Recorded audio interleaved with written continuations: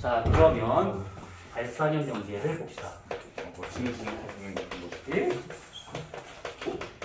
이겼을 때왜 이렇게 힘들어하시는 자, 발산형 경계와 같은 경우에는 그 판이 흩어지고 있는 그런 경계를 말하고 있는 것들인데, 아까 수렴 경계랑 비슷하게 한번 생각을 해보자면, 자, 판이 요렇게 있고 판이 요렇게 있어요. 그러면 이때 판의 이동 방향이 서로 반대 방향으로 요렇게 벌어지게 되면 중간에서 이제 판이 흩어지고 있는 발산 경계가 되고 있더라. 이렇게 볼 수가 있는 것들이지.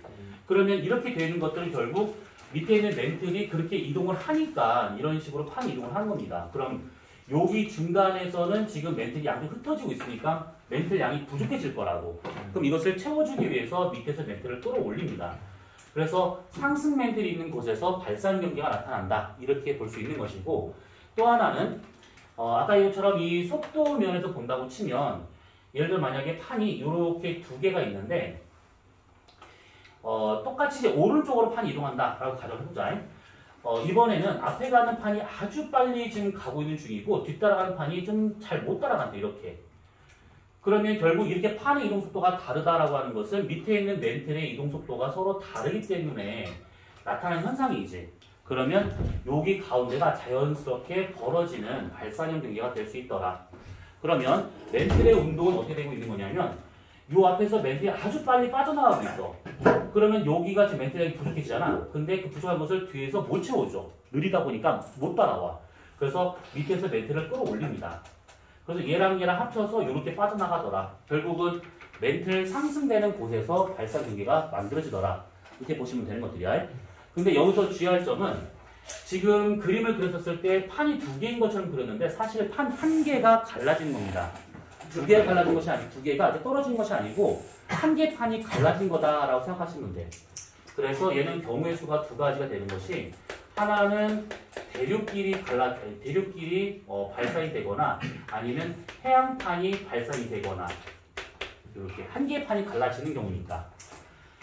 자, 그러면 대륙판과 해양판이 갈라지는 경우라고 한다 치면 요거를 우리가 그림 하나로 같이 볼 필요가 있는데 어떻게 된 거냐면 예를 들어서 만약에 이렇게 두꺼운 대륙판이 있었습니다. 그 상태에서 밑에서 멘틀이 이렇게 막 올라오고 있어. 이게 플럼에 의해서 올라오든 아니면 상부 멘틀에서 상승률에 의해서 올라오든 아무튼 이렇게 멘틀이 올라오다 가정해보자고. 그러면 판의 중앙에서 이렇게 좀 들어 올리는 거잖아. 그러면 이 판이 처음엔 평평히 있다 하더라도 밑에서 이렇게 들어 올리게 되면 판이 위로 이렇게 붕 뜹니다. 위로 이렇게 부풀어 오르기 시작해. 그래서 이런 식의 모양으로 얘가 판이 구부러지기 시작합니다. 이렇게.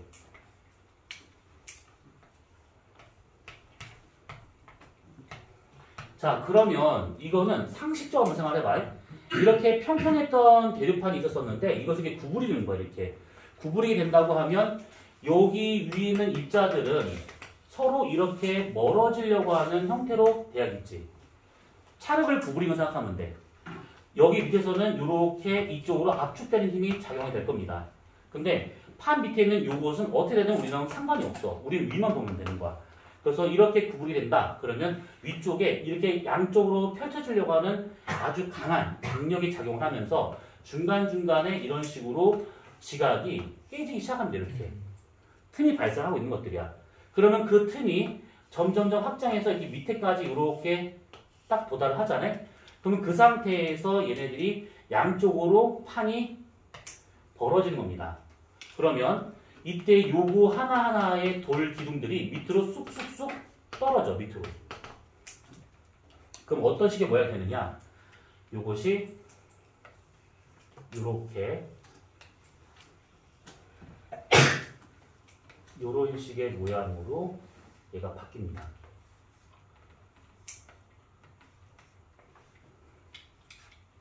원근법은 아니야. 이것이 요렇게 이렇게 되고 있는 거죠. 대륙판을 갈라서 썼을 때 처음에 이런 식의 모양으로 나타나더라 이 얘기야. 그러면 딱 봐줬었을 때 지금 여기서 단층이 형성되고 있지. 단층. 이거 무슨 단층? 그래. 역시 배우면 끝이 없지. 자, 요게 지금 단층인데 요게 단층으로 얘가 상반이가 하반이지. 상하반 구분하는 거 알고 있지? 상반 하반이야. 상반이 밑으로 떨어진 상태야. 그럼 이건 정단층일까 역단층일까? 이건 정단층이죠. 그래서 대류판이 갈라지면서 이런 정단층들이 아주 무수하게 많이 발생하는 겁니다. 밑으로 다 떨어지면서 이렇게 다 떨어지면서. 그러면 이렇게 된 상태에서 딱 보니까 지금 모양이 V자 형태로 나타나게 돼. 이렇게. 이것이 길게 이어지는 거야. 골짜기 형태로. 그것을 뭐라고 그러냐면 골짜기가 줄지어 있는 띠, 열곡대라는 말을 쓰는 것이지. 그래서 대륙지각이 처음에 갈라질 때 이런 식의 깊은 골짜기가 쭉 이어집니다. 그래서 이런 열곡대에 발생할 수 있는 것인데 대표적인 경우가 아프리카 동쪽에 있는 동아프리카 열곡대가 대표적인 이런 경우다라고 보시면 돼요. 동아프리카 열곡대라고 하게 되면 아프리카가 이렇게 있잖아요. 그러면 대략 여기를 따라서 소말리아 근처입니다. 여기를 따라서 지금 아프리카판이 지금 갈라지고 있는 그런 상태라고 보시면 돼요. 자, 그러면 이렇게 처음에 되고 난 다음에 더 확장을 하는데 멘틀이 계속 양쪽으로 얘를 이렇게 계속 벌리려고 하는 중이야. 그럼 어떻게 되는 거냐면 요것이 나중에 더 멀어지잖아. 그러면 해령 양쪽으로 대륙판이 이렇게 바다. 요거는 지금 되게 크게 그린 거야. 요거를 확대해서 보면 요게 나올 거라고. 그래서 대륙과 해양의 경계가 모호하게 이런 식으로 해가지고 해양판이 여기서 중간에서 해령에서 만들어지면서 양쪽으로 이렇게 보내면서 이 대륙이 멀어지더라. 이렇게 보시면 되는 겁니다. 시간이 더 지나잖아? 그러면 요것이 이렇게 해양은 더 넓어지는 상태가 되는 거야.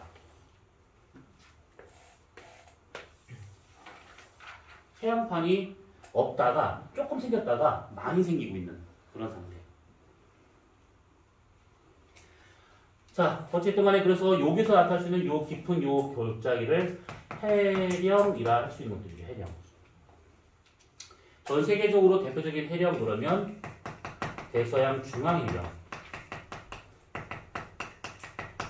대표적인 해령이 되고 있는 겁니다.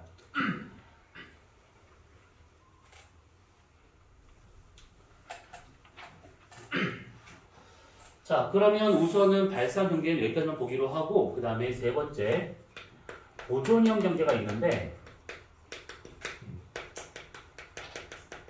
자, 보존 경계와 같은 경우에는 좀 요렇게 볼 필요가 있습니다. 뭐냐면 해령이 처음에 예를 들어서 이렇게 길게 있었대. 해령이 양쪽으로 판이 이렇게 벌어지고 있는 중인데 양쪽으로 이제 벌어진 힘이 좀 달라. 그래서 여기를 기준으로 해가지고 오른쪽으로는 이만큼의 힘으로 얘가 이동하고 있는 중이고 왼쪽으로는 이만큼의 힘으로 가고 있대. 마찬가지로 여기를 기준으로 해가지고 왼쪽은 이만큼의 힘으로 지금 확장하고 있는 중인데 오른쪽은 이거밖에 못 가는데. 그러면 처음에 직선이었던 해령이라 하더라도 시간이 지나면 요 힘의 양쪽의 그 균형이 맞지 않다 보니까 해령 자체가 얘가 구부러지기 시작하는데 얘는 오른쪽으로, 얘는 왼쪽으로 해가지고 해령 자체가 이렇게 구부러지기 시작합니다. 그래서 결국 오른쪽으로 당기는 힘이 더 큰 거고 얘는 왼쪽으로 당기는 힘이 더 크다 보니까 직선이었던 해령이 이렇게 곡선을 바뀌더라. 그러면 이제 지각은 탄성체이기 때문에 이것이 계속해서 휘어질 수 있는 것은 아니고 언젠가 하나 딱 하고 부러집니다. 중간에 여기가 딱 잘라져. 그래서 오른쪽이 얘는 지금 오른쪽으로 확, 얘는 왼쪽으로 확. 그래가지고 해령 자체가 요렇게 하나 끊어지고 여기서 하나 요렇게 만들어지는 겁니다. 자, 이랬었을 때 여기가 여기 두 줄로 되는 것이 여기가 지금 해령이죠. 여기도 해령이야. 그러면 어디가 보존 경계가 되고 있느냐? 해령에서부터 해령까지 여기가 보존 경계가 되고 있는 거예요. 여기가. 그러면 지금 이렇게 그림이 딱 나오잖아? 그럼 판이 몇 개예요? 라고 한다 치면 판의 개수를 정할 때는 꼭 그 판 경계가 어디 있는가를 보면 돼. 그래서 판 경계. 아, 그러면 여기에 판이 하나 있구나. 이거랑 이거 같은 판이야. 그 다음에 여기 있는 것이 한 개의 판. 그래서 기역자 판과 니은자 판이 이렇게 맞물려 있는 상태라고 보시면 돼요. 판이 두 개입니다. 여기는. 자, 그 다음에 화산 활동이 있는 지역을 표시한다 치면 여기를 따라서 화산이 계속 빵빵 터져. 발산 벽이니까 화산이 나올 수밖에 없어. 그리고 지진 발생하는 지역을 표시하게 되면 똑같이 발산 경계의 해령을 따라서 지진이 발생을 하는데 보존 경계에서 또 지진이 발생합니다. 그러니까 화산은 여기 해령에서만, 지진은 전체에서. 그러니까 보존 경계에서는 화산이 분출하지 않는다라고 보시면 되고, 그 다음에 여기서 또 하나 볼 것은 뭐냐면 여기가 판 경계라 치면 여기는 또 뭐예요? 요거 이거는 얘랑 지금 같은 판이라고 했잖아요. 이게 같은 판이 이것이. 그러면 이때 여기서 이쪽으로 보내는 해양판의 확장 속도와 여기에서 똑같이 오른쪽으로 보내는 확장 속도는 얘가 지금 같은 게 되는 거야. 그러면 같은 방향으로 같은 속도로 판이 이동하고 있기 때문에 여기는 어긋날 일이 없는 것이지. 그래서 여기서는 지진이 발생하지 않습니다. 마찬가지로 이 해령에서 왼쪽으로 이 정도의 빠르기로 해양판을 확장해서 보낸다. 그러면 요거랑 같은 판이기 때문에 마찬가지로 같은 방향, 같은 빠르기로 해서 이렇게 확장하고 있다는 거야. 요거와 요게 지금 같은 게 되는 거야. 그럼 마찬가지로 여기는 얘랑 같은 방향, 같은 빠르기, 지진이 발생하지 않는다. 이 얘기지. 자, 근데 이렇게 되는 거 하나에다가 우리가 하나만 좀 더 보도록 합시다. 뭐냐면 이 해령이라고 하는 것이 단순하게 이렇게도 볼 수 있긴 하겠지만 이런 경우가 있어요. 뭐냐면 자, 지구가 요래 있어. 지구 적도가 있네. 자, 이렇게 적도가 되고 있어. 여기는 북극지방이야. 그러면 처음에 이 북에서 남까지 길게 같은 경도를 따라서 이렇게 쭉 해령이 발생했다면 가정해보자고. 처음에 대서양 중앙해령이 처음에 이런 식으로 생성됐었을 거야. 처음에는. 자, 근데 이 상태에 섰을 때 지구 자전 방향이 서에서 동방향으로 이쪽으로 가고 있는 중이잖아.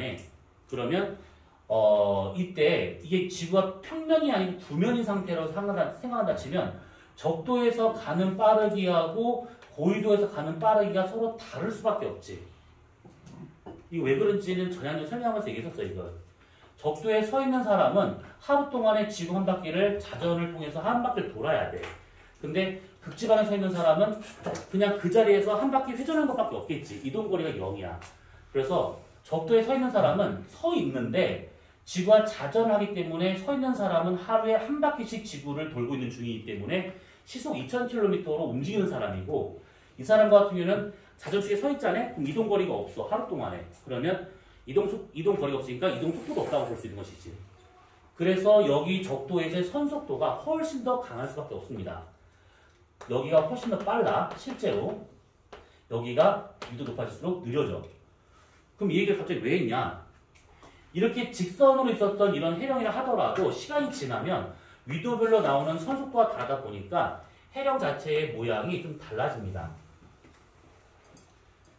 해령이 이것이 어떤 형태냐면 여기가 앞쪽으로 이렇게 불룩해져. 이렇게. 그러다가 중간중간이 다 잘라져. 그래서 모양 자체가 어떻게 됐냐면 이렇게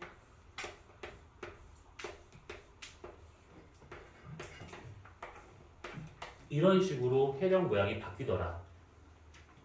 위도별 선속도가 다르다 보니까.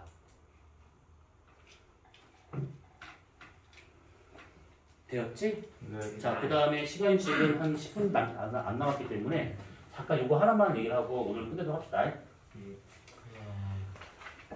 지난주가 아니라 이번 주 초에 그 계기월식이 있었던 거 알고 있지? 네. 그 계기월식과 같은 이런 천문현상들은 갑자기 나타난 현상이 아니야. 얘는 몇십 년 전부터 예측 가능한 현상이야. 그래서 이번에 계기월식이 있었다라고 하는 것은 당연히 예상됐었던 현상이기 때문에 과거에서 문제로 나올 수 있는 것은 충분합니다. 갑작스러운 것이 아니야. 그리고 또 하나는 뭐냐면 중3인가에 달 운동이 나오지. 네. 그래서 계기 월식, 계기 일식 다 배운단 말이지. 그러면 자, 태양이 있는 상태에서 지구가 만약에 이렇게 있다는 가정해보자. 그러면 지구의 본 그림자가 이렇게 생성이 되었다라고 가정해보고, 그러면 달의 공전 궤도가 이렇게 있다고 치고, 지구의 반 그림자가 요렇게 있다고 가정해보자. 이 노란색 이 부분은 반 그림자고, 여기가 본 그림자야. 뒤꿈치 부분 여기가. 그러면 계기 월식은 반 그림자, 본 그림자 어디 있을 때 형성되는 거야? 본 그림자. 그러면 부분 월식은 반 그림. 반 그림자, 본 그림자죠. 본 그림. 둘 다 본 그림자에서 계기 월식과 네. 부분 월식이 같이 나타나고 있다는 거야. 네. 그럼 만약에 태양이 여기 있다라고 한번 가정해보자. 그러면 관측자가 여기 서 있었을 때 이 사람은 하루 중 몇 시? 3시. 자정이지. 태양 반대편에 서 있는 사람이니까. 그럼 여기 서 있는 사람이 몇 시야? 18. 이거 초저녁이 초저녁. 새벽이야. 자, 달이 공전하다가 여기에 딱 들어갔어. 이렇게. 부분 월식이지. 네. 계기 월식이야. 네. 그러면 여기 있는 사람이 당연히 보일 거로 다. 네. 여기 있는 사람은 이게 보일까 안 보일까? 아무 잘 보여. 잘 보여요. 여기서 이거 잘 보입니다. 이거. 네. 그래서 계기 월식이 나타나는 그때에 내가 어디 서 있냐에 따라서 볼 수 있는 시간대가 달라지게 되는 것이고, 그 시간대가 달라지게 되면 보는 하늘이 달라지게 돼. 만약에 초저녁이다 그러면 남동쪽에서 계기 월식이 나타나게 될 것이고, 자정이 넘어갔다 그러면 남서쪽에서 그런 일이 벌어지고 있을 거라는 얘기지. 그리고 또 하나는 이렇게 여기는 지평선이야. 남쪽을 바라봤어. 자, 남쪽을 바라봤는데 지금 자정이야. 자정인데 이 뒤가 지금 까만 하늘이기 때문에, 우주이기 때문에 아무것도 없어. 까매 그냥. 그런데 지구의 본 그림자가 여기 맺히는 거야. 그러니까 뭐냐면 내 머리가 지금 그 지구라 치고 뒤에 어떤 별빛이 있어서 이렇게 빛이 이렇게 쏘이잖아? 그럼 여기 그림자 생겨요. 그림자가. 그래서 내 지구의 본 그림자가 이게 형성이 돼. 근데 지구에 본 그림자가 있다는 걸 몰라. 그림자도 까맣고 우주도 까맣고. 그러면 이런 상태에서 달의 공전 방향은 서에서 동일까 동에서 서일까? 달은 동에서 뜰까 서에서 뜰까? 동에서 뜨고 서로 지는 것이지. 그러면 달의 공전 방향은 서에서 동일까 동에서 서일까? 서에서 동이지. 네. 그러면 여기서 얘가 이렇게 지금 가고 있다는 거야. 요사 입장에서 이렇게 정면을 바라보잖아. 그러면 이쪽이 서쪽이고 이쪽이 동쪽되고 있는데 지구의 본 그림자는 안 보여요. 근데 달이 여기쯤에 있었을 때는 아무런 일이 안 벌어지는데 달이 여기에 딱 걸치잖아. 이렇게. 그러면 걸친 것만큼이 이렇게 가려집니다. 얘가 더 들어가게 되면 완전히 가려지는 계기 월식이 되는 것이고, 얘가 이렇게 빠져나간다? 그럼 이렇게 되겠다는 얘기지. 그래서 계기 월식과 같은 경우의 진행 방향은 왼쪽부터 시작하는 거야. 왼쪽. 근데 만약에 달이 이렇게 지나가지 않고 여길 지나갔대.